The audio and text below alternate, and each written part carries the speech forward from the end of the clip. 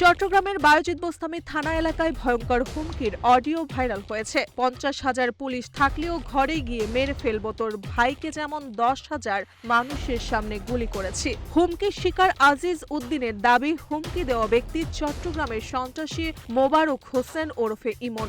অডিওতে মোবারক আঞ্চলিক ভাষায় গালাগালি করে আজিজ উদ্দিনকে লক্ষ্য করে হত্যার হুমকি দেন। তিনি বলেন, তোকে গুলি করে শরীর বোলতার বাসা বানিয়ে দেব।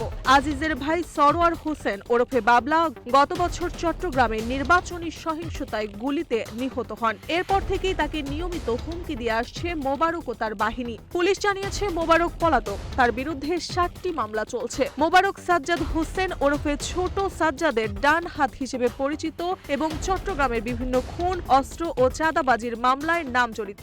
বায়েজিদ বোস্তামী থানার ওসি জানান, গ্রেফতারের অভিযান চলছে। বিদেশি নম্বর থেকে হুমকির বিষয়টিও তদন্ত করা হচ্ছে।